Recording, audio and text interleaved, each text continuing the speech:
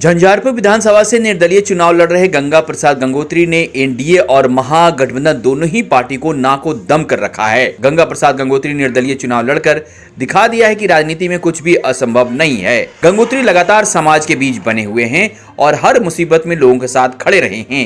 घर बनाने के लिए दिल्ली से आए थे, लेकिन लोगों की समस्या देखकर मैंने घर नहीं बनाया।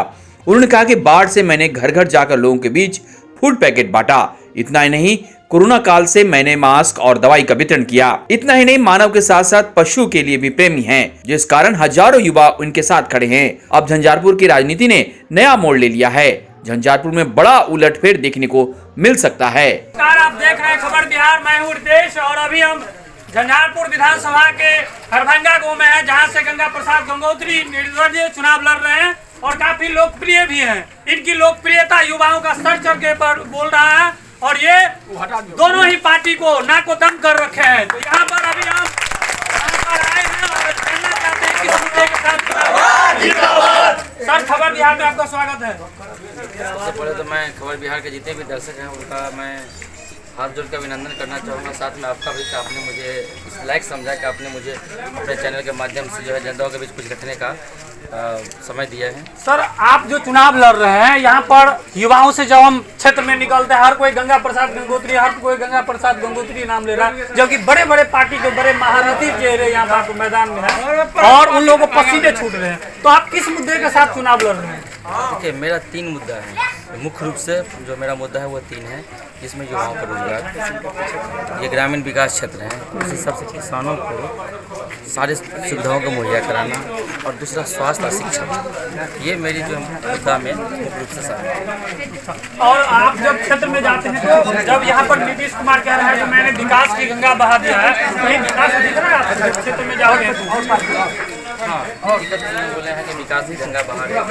पता हो रेलवे स्टेशन के सामने कसिनिया गुल्की पे देखते होंगे नीतीश कुमार द्वारा निर्मित गंगा यहाँ पर अभी तक हम लोग उस गंगा की बात करते हैं जो यहाँ पे नीतीश कुमार द्वारा निर्मित गंगा बढ़ रही है।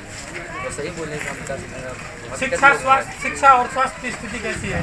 शिक्षा स्वास्थ्य की जहाँ स्थिति है हम लोगों से बेहतर आप लोग जानते हो, आप लोग रिपोर्टर हैं और हर जगह फील्ड में जाते हैं। इतना जो अभी शिक्षा का स्तर जहाँ जितने नीचा गिर गया है, आज तक शायद कभी नहीं गिरा था। जब आप क्षेत्र में जाते हैं तो लोगों की रुझान क्या है? लोग तो एक ही बात समझ रहे हैं कि वो यहाँ की जो दलगत की राजनीति है उनसे उब चुके हैं। दलगत की राजनीति वो इतना उब चुके हैं कि आप देखते होंगे जो दल के बहुत बड़े बड़े प्रत्याशी समझ वो जब क्षेत्र में निकलते हैं तो 2-4 आदमी सपोर्टिंग होते हैं तो 15-20 आदमी उनके विरोध में आ जाते हैं। क्योंकि जनता आप जानती है कि दलगत की राजनीति से उनको ऊपर उठना है, क्योंकि वो समझते हैं कि जिस दल से कोई न कोई उम्मीदवार आते हैं कहीं न कहीं उनके ऊपर रोप प्रत्यारोप लगा रहता है।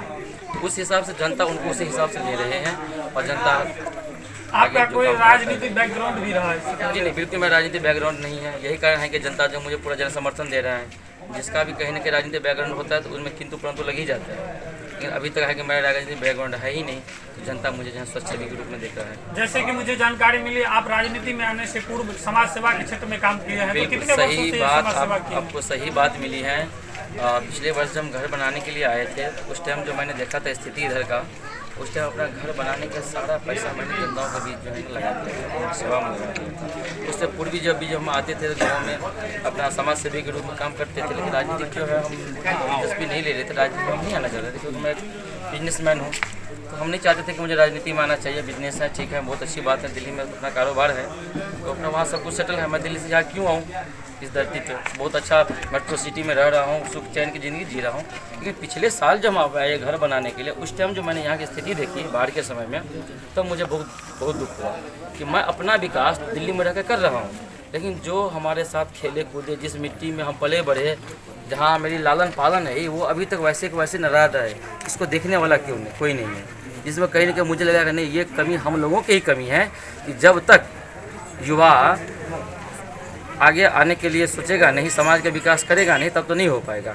हर युवा देखते हैं कि पढ़ लिख के अपना कहीं ना कहीं नौकरी पेशा में रोजगार में वो चले जाते हैं, बड़े बड़े सिटी को, शहर को भागते हैं। हम भी वैसे ही चले गए कि जब यहाँ की स्थिति देखिए तो मुझे लगा कि नहीं, सिर्फ अपना विकास से कुछ नहीं होने वाला है। ये मानव जीवन जो मिला है, ये इंसान जो धरती पर आए हैं, इंसान को सारे जीवों की रक्षा के साथ साथ जो अपना कर्तव्य है वो भी पूरा करना चाहिए। व्यक्तिगत ही स्वार्थ में इंसानों को नहीं रहना चाहिए। तो यही सब सोच विचार के मैंने फैसला लिया।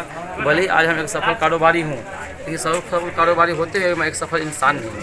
क्योंकि अगर मैं 10 आदमी को भला नहीं कर सकता, किसी में क्षेत्र में जहाँ मैं लड़ पा रहा वहाँ मैं कुछ अपने हिसाब से विकास नहीं कर सकता, तो फिर मेरी गुणवत्ता है कोई मतलब ही नहीं बनता। भले ही हमारे पास कितना भी वर्कर काम कर ले, कुछ भी कर ले, सैलरी बेसिस पे काम करते हैं, जो काम करते हैं उनको मेहनताना मिलती है, लेकिन क्षेत्र में हम अपने निजी कमाई से कितना मेहनत कर पाएंगे लोगों को।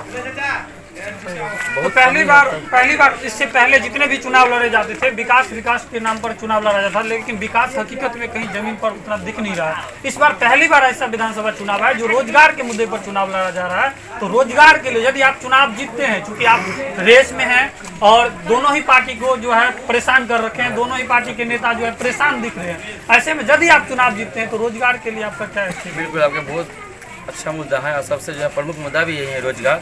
तो जब रोजगार होगी ना, ऑटोमेटिक विकास हो जाएगी, सब कुछ सुधर जाएगा, चाहे वो शिक्षा हो, स्वास्थ्य हो, कहीं ना कहीं सुधर जाएगा। लोगों के पास जब भी रोजगार होगा पैसे आएंगे, और पैसे से ही आज के दिन में सब कुछ होता है। तो रोजगार के लिए मैं तो सबसे एक ही बात कहूँगा कि हर प्रखंड स्तर पे जो ग्रामीण इलाका है वहाँ पे कुटीर उद्योग लगाना चाहिए, छोटे छोटे लघु उद्योग लगाना चाहिए। क्योंकि अधिकतर जो झंझारपुर क्षेत्र के नौजवान हैं वो कहीं ना कहीं ऐसे खाली बैठे हैं। देखता रहता हूँ किसी चौराहे पे, किसी चौक पर बैठ के वो पत्ते खेलते रहते हैं।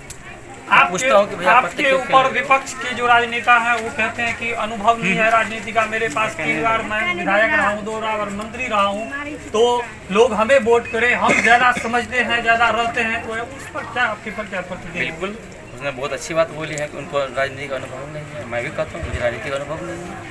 उनके पास एक बहुत पीढ़ी दर पीढ़ी राजनीति का अनुभव है, लेकिन वो राजनीति का अनुभव इस काम का जिस अनुभव का आपने धरातल पर उतारा ही नहीं। जब आप धरातल पर उतारा नहीं, इसी क्षेत्र से कोई मंत्री रहे तो कोई मुख्यमंत्री रहे, जब आप मंत्री मुख्यमंत्री रहते हुए इस क्षेत्र का विकास नहीं किए और फिर आप अपना चेहरा लेके जा रहे हैं कि नहीं हमारे पास राजनीति का अनुभव है, फिर ये अनुभव किस चीज़ का है? जब हम क्षेत्र में जाते थे लोग कहते हैं कि नीतीश मिश्रा बाहरी उम्मीदवार है, उसको इस बार बाहर का ही रास्ता दिखाया जाता है। इस पर आपका क्या प्रतिक्रिया? देखिए, अब इसमें तो यहाँ की जनता जो बोल रही है वो आपको स्वीकार करना पड़ेगा। जनता ही यहाँ के मालिक हैं, तो जनता ही आपको जो बोल रही है वो स्वीकार करना पड़ेगा। एक उम्मीदवार के नाते हम बात को इस चीज़ पर हम नहीं कुछ कह सकते, क्योंकि बहुत सारे ऐसे होते हैं जगह जो एक दूसरे के विधानसभा में जाकर चुनाव लड़ा जाता है। वो न कल मैं भी किसी विधानसभा में जाकर चुनाव लड़ूँ, लेकिन हाँ, अगर जनता को लगता है कि नहीं हमारे पास अच्छे कैंडिडेट है, मेरे विधानसभा में खुद जो है अच्छे कैंडिडेट है, तो वो दूसरे को एक्सेप्ट करेगा। बहुत बहुत धन्यवाद सर खबर बिहार के साथ बातचीत करने के लिए। तो अभी आप देख सकते हैं कि युवा है, जोशीला है, भरपूर है, और युवाओं के बीच में आप देख भीड़ है और ये जनसंपर्क प्रस्थान कर रहे हैं। खबर बिहार के लिए झंझारपुर से रितेश कुमार राय की रिपोर्ट।